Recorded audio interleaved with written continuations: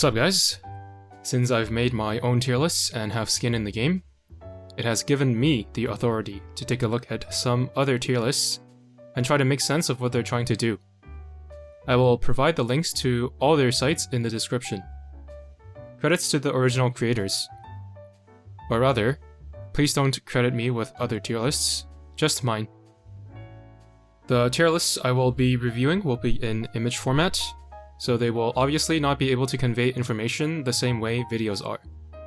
For example, I can say Enterprise is one of the strongest carriers in the game, and then just toss her an F tier, because I know people will take it out of context and create a swamp in their gamer chair as they furiously type up a comment telling me how wrong I am, not realizing that they are in fact the butt of the joke.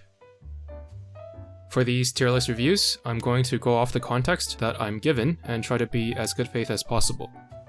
They're all going to be PvE tier lists, so look for PvP stuff elsewhere. As you can see, we're going to be starting off with the classic Usagi Sensei tier list, which I believe was the first one that I saw when I started playing.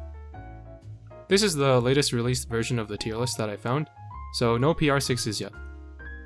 It has been kinda clowned on for about as long as it's been around, but it definitely deserves a mention as the first tier list for Azur lane, and possibly the only one that some people have seen. With that being said, there isn't really much context with the Usagi tier list in particular. Even on the post I got this version from, there's a short paragraph for the newly added ships, but not much else.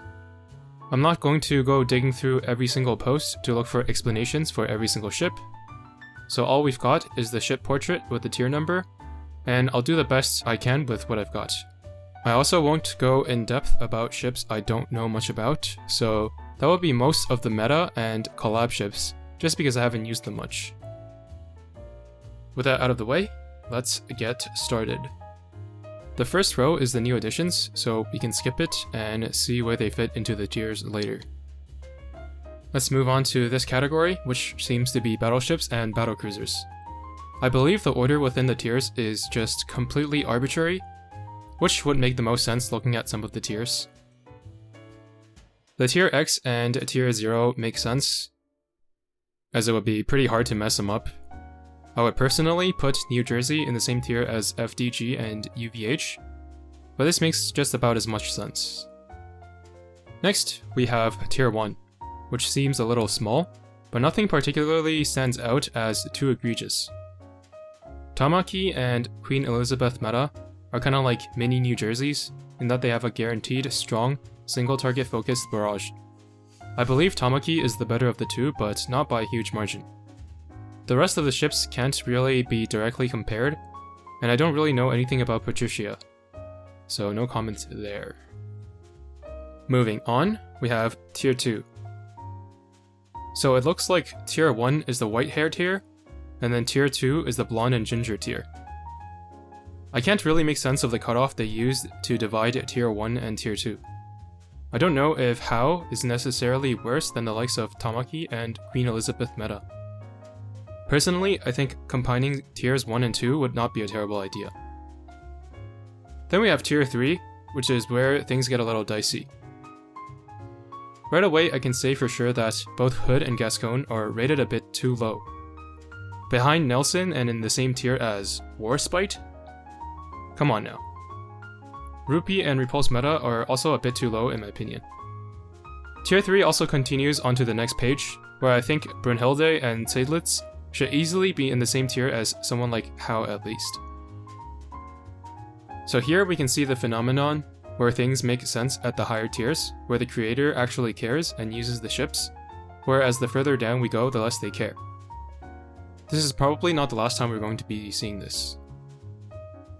Personally, I feel like there's nothing wrong with just leaving out the ships you don't know much about, for the sake of a more consistent tier list, rather than just getting lazy by the end and putting ships wherever. Mikasa in the last place of the lowest tier? Absolutely not. Alright, let's move on to the carriers. You guys know how I feel about Haku. Definitely not on Shinano or Implacable's tier. Of course, there is a reason people rate her this highly, because her end-screen damage always tends to be the highest, but I'm never going solely based off that. Yorktown 2 might also be punching slightly above her grade here, but since Haku is here, it makes sense why she would be as well. Let's just skip tier 0 and go right to tier 1. What is going on here? How did Enterprise find herself 2 tiers below Yorktown and Haku? This looks very out of place. Indomitable is nowhere close to Enterprise. Hornet 2 can match Enterprise's average damage, but only against light cruisers and light carriers. And Theseus is also not hitting as hard as Enterprise or Chkalov.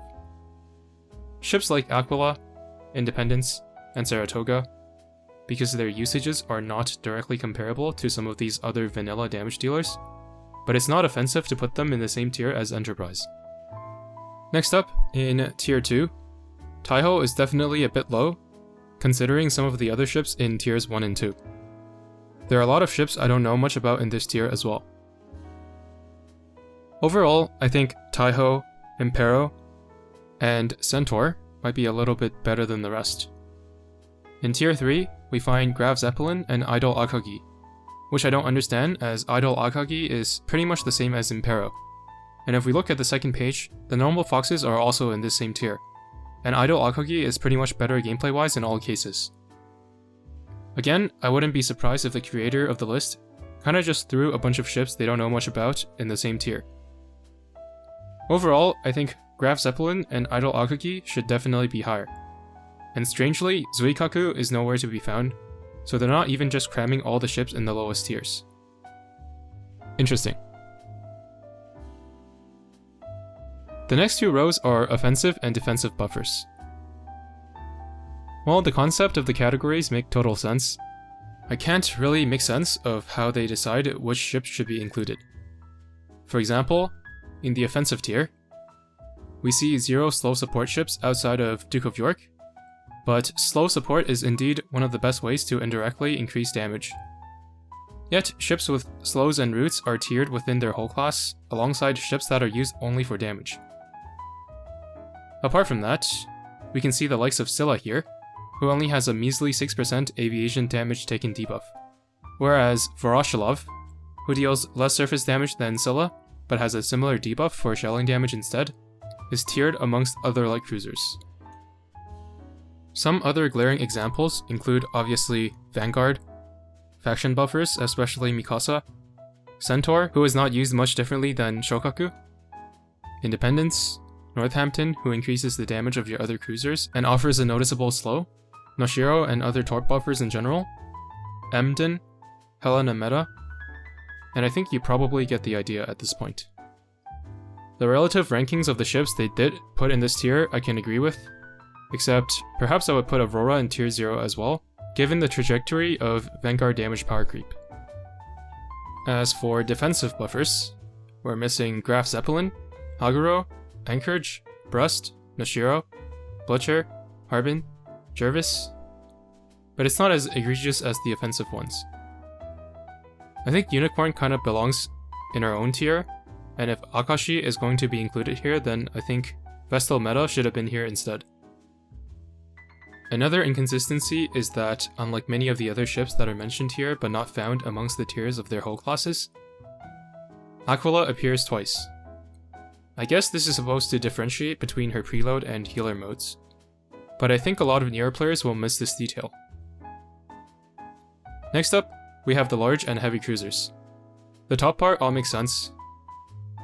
From tier 2 to tier 4, I don't think it will make any difference whether you use Rune, Portland, or in tier 4, Haguro for your fleet. In fact, I think Haguro is more likely of the 3 to save your other vanguards, while Eugen is sitting in tier 2 alongside San Francisco and Northampton. Next up, we're moving on to light cruisers. The top 2 make sense, but I don't think Harbin is enough better than the likes of Voroshilov, Emden, and Yatsen to get her own tier, provided they're used in the appropriate contexts. Also, as previously mentioned, Scylla should be in this tier and not the buffer tier, or at least mentioned twice. When we look over to the second page, Jinsu is somehow down in tier 4, which makes no sense to me, both why she's not tiered amongst offensive buffers and why she's down here below the likes of Belfast. I think I'm gonna have to start using her more often. Next, we have the destroyers. Tier 0 makes sense. I don't know what the deal is with Charles Osborne, but she definitely looks out of place next to Kawakaze, who should easily be in tier 0. Regolo and Pompeo seem quite high. On page 2, we see Suzuki, who is definitely better than Pompeo in the same tier as Pompeo, and then Wakatsuki, who is better than Suzuki and Regolo in tier 3. We also see Kagero, who has some insane torpedo buffs with her augment in tier 4, leading me to think that this part was done without much thought, so there's no real point in spending too much time analyzing it. And finally, we have the submarines. Having tier 0 this big makes total sense, as choosing a composition that makes sense amongst all these ships won't make a huge difference in practice. I wish they used the same logic with some of the other classes though, like heavy cruisers.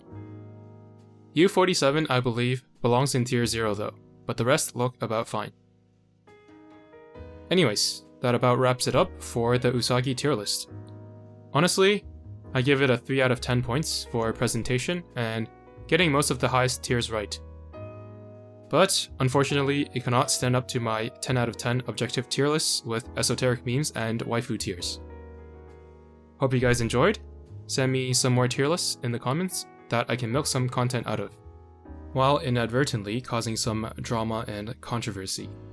Thanks for watching, and see you in the next one.